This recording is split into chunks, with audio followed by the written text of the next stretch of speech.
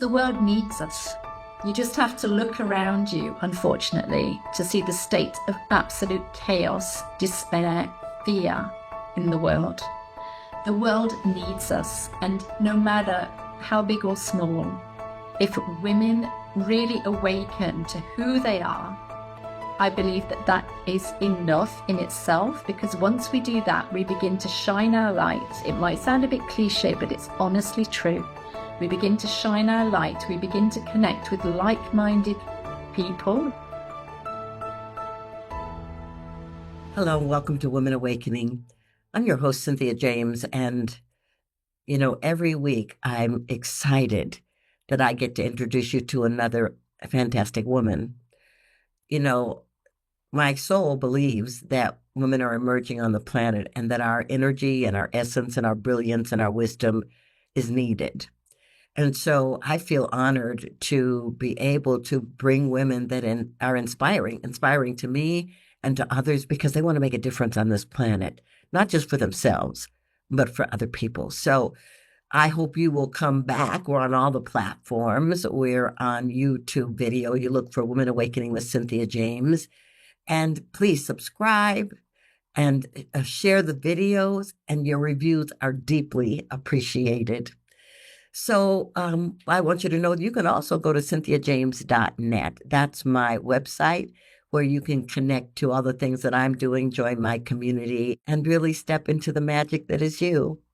So I want to introduce you to someone new to me. Her name is Sarah Brown Haté. She is a coach, a teacher, a space holder. She does soul-based healing and mentoring. And she's always been receptive to the invisible and energies around us. She's aware of the power of our thoughts and emotions when it comes to our well-being, and enjoys creating sacred spaces where everyone is welcomed, heard, and accepted just as they are. So the keywords that guide her group events, radio show episodes, and individual mentoring are love, non-judgement, and connection. She takes inspiration from our psychological, emotional, behavioral, and relational makeup, as well as the moon cycles and flow of energy in our body, to support greater holistic well-being and a return to self. So she enables people to heal their hearts, shine their souls in capital letters, to stand for self, others, the universe, and life. Love the life that they're here to live. Oh, Sarah, thank you so much for being here. Cynthia, thank you so much for welcoming me here. It's just such a pleasure. And don't you find that it's always interesting to hear somebody introducing you? Yes, 100%. And ladies, Sarah is in France, and I love that I just get to talk to women around the world. This is so incredible. So, Sarah, I want to start with how you grew up. Because I'm sure you didn't just come on the planet and go, oh, I'm going to be a soul healer and a mentor. No. Although maybe my soul did know that at the time, but no, I didn't. So I am living in France, in the south of France right now. And I was actually born in England, as you can probably tell from my accent. And looking back, I realized that I was very, very different from an early age. But at the time in the 70s growing up, nobody really talked about what you've just said, the connection to self, the connection to spirit, the universe, all of that. And so I had various experiences. For example, when I was 8, I had what I now know is a near-death experience. When I was in my teens, I had an out-of-body experience. And then soon afterwards, or soon before, I can't exactly remember, but I also saw a couple of ghosts at the end of my bed. And at the time, I remember just feeling totally freaked out, didn't know who to go to, didn't know what to do with all of this. And so really sort of put that to one side, if you like. And it affected me so deeply. It made me feel that I was really, really different to anybody else in my family. I don't recall even speaking to any friends at the time about that particular experience or those particular experiences. And growing up, I was really, I suppose, I'm saying this with all humility, a bit like Princess Diana type, very Mm. shy, very sort of like that, not really wanting to be noticed on the outside, but the inside was screaming to be noticed. Yeah, that's so beautiful. It's really interesting. So many of the women that I've interviewed have talked about their beginning life from a similar perspective, feeling different, having these experiences, not knowing who to talk to, or if they tried to talk about it, nobody believed them, or, tried to calm them down. And I really believe that there are a number of us on the planet who came here to do a specific kind of work. And we came into those families that couldn't get it. So I want to know what started you moving in the direction that you're in now? Great question. It was when I had a really massive health scare back in 2008 now. Up until then, I'd sort of been doing the traditional thing. So, I mean, it's not for everybody, but going to university, getting married, having children, having a relatively stable job and, professional situation until my back was speaking to me. I didn't listen, and I ended up with a massive slip disc at the base of my spine, which paralyzed my right leg. So I couldn't walk. I was in absolute agony, as you can probably imagine, and I couldn't go back to work. And this was a real turning point for me because I was just coming up to my 40s, really realized that the life I'd been living up until then was not necessarily the life that I was destined to live and I wanted to live. And I'd been feeling the urge for a long, long time to actually set up my own business, and for various reasons didn't. And so it was just sort of more or less presented to me as this is the time. You have no other choice. So that's when I set up my first business, beginning of 2009. And that has since evolved into the soul-based healing and mentoring today. Yeah, it's beautiful. Okay, ladies, let me just say this. The universe will whisper to you, it will tap you on the shoulder, and then you will get a 2x4 in some form or another.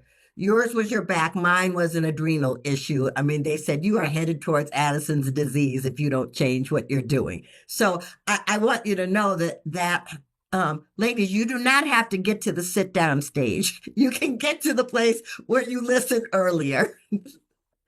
So Exactly. exactly. So I want to know about your work. Tell me what is soul-based healing?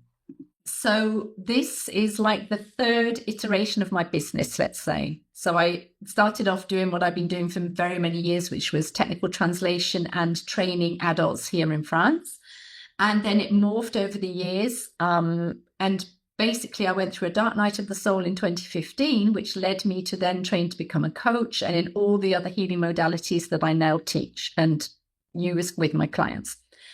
And the soul-based healing and mentoring was actually a gift, if I can say it like that, from my late father's youngest brother. Because at my father's wake back in February, March 2022, my uncle, who I didn't even realize was actually following me on social media, to be honest, he came over to me at one point and said, "You're all about love and healing, aren't you?" And I said, "Am I?" And he said, "Oh, yes." He said, "I've been reading all your posts and seeing what you're up to." And as it was at Dad's wake, I just felt it was very, very poignant and really something that I needed to listen to.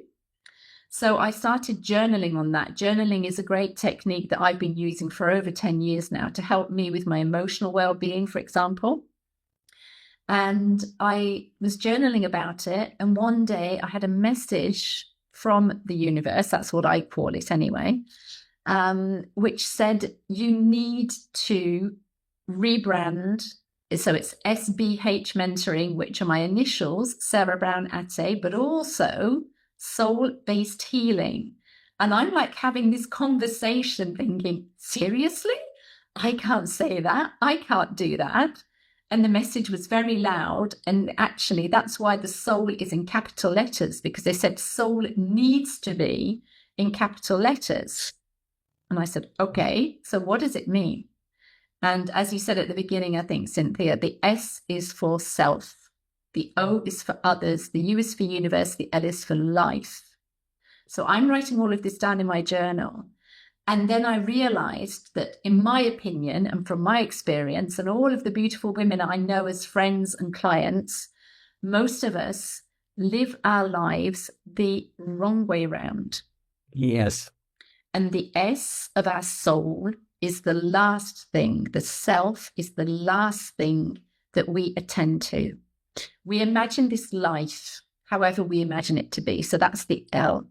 And then our life depends on you, which is either the universe, your spirituality, or your environment, or the context you live in.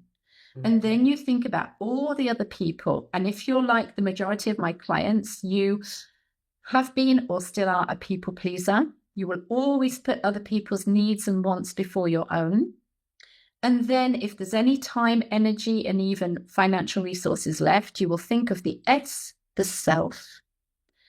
And it was really, really as though everything that I had experienced up until then, up until 3 years ago, had really landed in this soul-based healing and mentoring. So that's where it's come from. Well, there's a few things that you said are just really important. Okay, ladies, this is what I want to know, let you to know. Sarah, like you, I hear a voice that talks to me when it's giving me information. And sometimes it comes through journaling. There's research that talks about there's a power in journaling that not only supports your clarity, but can help your physiology as well. But the other thing I guess I just wanted to say is that your listening becomes the second biggest component. I wrote a book called I Choose Me, and it was for women. And it talked about the fact that women were property until the early 1900s. And so everything we were taught in our culture was put everybody first. So what you're teaching people to get to self first, to honor self first, to love self first, because then that's going to feed the field of your life, is powerful. So who are your clients?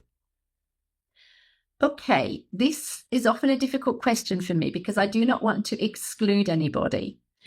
So I personally prefer people with a more feminine energy. Okay, because for me, energy is really, really important. So it doesn't matter how you identify, but it's more an energetic perspective for me. And as I mentioned, one of the things that everybody has in common is this people pleasing. But it can also be perfectionists, high achievers, people who are really, and probably have already had a lot of success, to be honest, in life, but just can't see it for whatever reason. And a lot of the time they're at a transitional phase.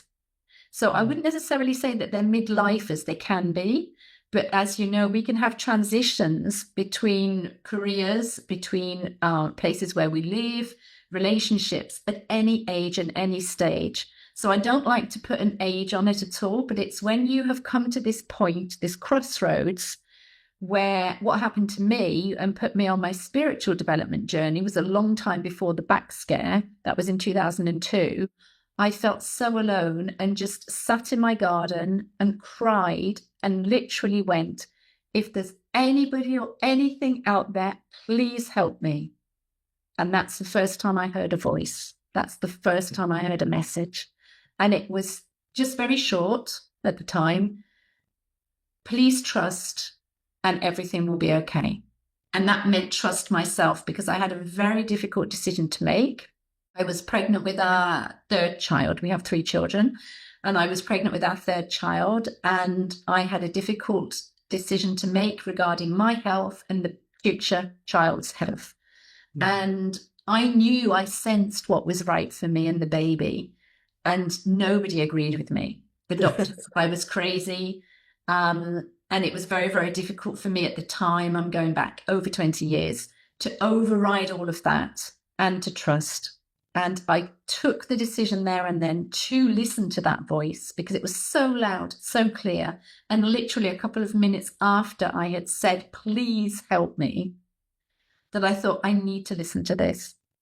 So going back to your question, a lot of people who are lost, who really feel alone, who don't know what's happening maybe in their life, or who have these difficult decisions to make, a lot of the women, because let's say 80% of my clientele have always been women, just because, but a lot of women come to me and say, I've never dared share this with anybody. I feel so much guilt around a particular situation. I feel so much shame. Sometimes they can't even verbalize it to begin with. And that's why I say as well that I hold space, because I felt, maybe wrongly, but I felt growing up at least, that I didn't have a space where I was really held as the person I am. And so everything that I provide now is what I would have liked to have had as well.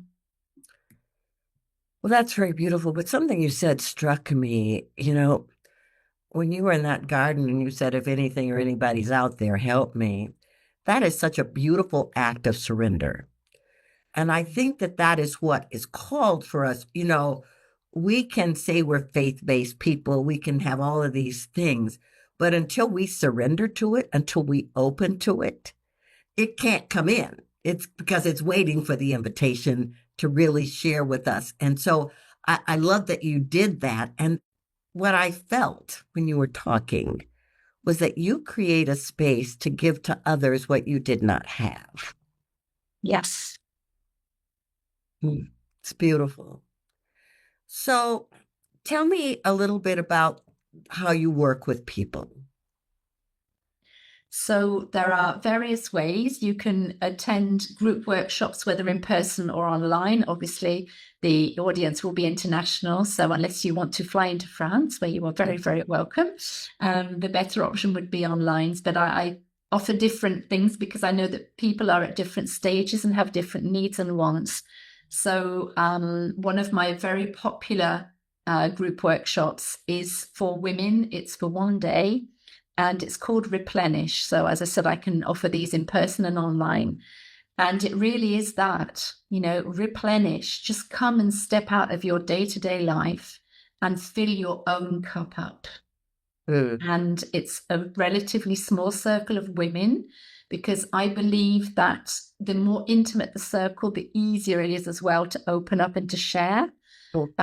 Some of the women who come to my events, it's the first time ever that they've experienced something like that. So for now, at least, I prefer to hold more intimate events rather than larger events. A lot of my work is also one-to-one, because we are all individuals, and group workshops are great, don't get me wrong, because we have that community, that connection, the sharing, which is very, very powerful. And especially if you're maybe at the beginning of your journey and you feel alone, that was one of the things that helped me, because knowing that you're not alone, listening to other women share their stories, similar to what we're doing here, does help, because you think, I'm not crazy. I'm not the only one. So a lot of the work that I do is actually one-to-one mentoring, and I have evolved as well my services. The most popular one at the moment is Rebirth, or Birthing Your Best Self, which is 9 months. I specifically chose that length because for me it's very symbolic as a mother. The quote unquote normal pregnancy is 9 months. And so a 9-month mentoring program to really help you to reconnect to yourself, or sometimes even for women to connect. They have never connected. And then also I have other opportunities to work. I've just released a, how would I call that? Because my mind sometimes thinks in French, because I do live in France and do a lot of my work in French as well. So I do apologize. The word's totally gone. Yes, sorry. I've just created a monthly subscription called The Magic of Connection. And that is for people, so it doesn't matter who you are, where you are in the planet, it's online resources. You can subscribe for just 1 month, you can subscribe for a whole year, and there is a different theme every month based on the moon cycles, and there are 3 different resources that you will have each month once you subscribe. So if people are interested in that, I can provide some more details later on. Well, tell me how people find you. How do they find you? The best way is to go onto my website. So that's SBHMentoring.com. And I haven't yet had the time to put up the details for the Magic of Connection. So the best place to go would be on the contact page, if you're interested in that, for example. And there you can send me a message asking for more details, because I've just created a presentation video, which is not available to everybody on YouTube. So I will send you the link if you are interested in that. And again, on the contact page, if you would like more information about my group workshops and the one-to-one mentoring, that's the best page to go to. Well, your work sounds beautiful, and it sounds so encompassing, so all-encompassing. It's very powerful. I ask the same last question of every guest. This show is called Women Awakening, and I want to know why you think it is important for women to be awakening at this moment on the planet. Oof.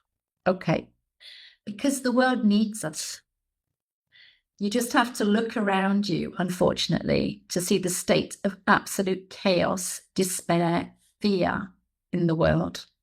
The world needs us. And no matter how big or small, if women really awaken to who they are, I believe that that is enough in itself, because once we do that, we begin to shine our light. It might sound a bit cliche, but it's honestly true. We begin to shine our light. We begin to connect with like-minded people, not necessarily just women, but like-minded people. And together, that's how we're going to change this world. I used to say, and I still say, sometimes I say it less because people are like, well, that will never happen. But I really believe in a world where love and community reign. And that begins with women. Oh, I could not have said it better. Oh, my goodness. Thank you so much. Well, Sarah, thank you for being here and for doing the beautiful work that you do. I mean, there's something powerful about the fact that you knew as a child, even, that there was something and that you surrendered to it and opened to it and now support others is a beautiful gift. Thank you so much. Thank you for all of your beautiful words, Cynthia. And it's just such a pleasure to be able to share my experiences, at least, and to do what I can to make the world a better place. Beautiful. Okay, ladies, I end this show the same way every week with different words. I love what Sarah said. You're here to shine. You're here to bring your gifts, to bring your wisdom, to bring your knowledge. And, beautiful people like Sarah who are here are offering portals for you to step through, to be able to say yes to what is wanting to be birthed in, as, around, and through you. So my advice to you is say yes. Listen, ask, open. And, there's that whole thing, asking which will be given, seeking you shall find, knocking the door will be open. All of those apply, because whatever you need to be the best you is available. I love you so much, and I will see you next time.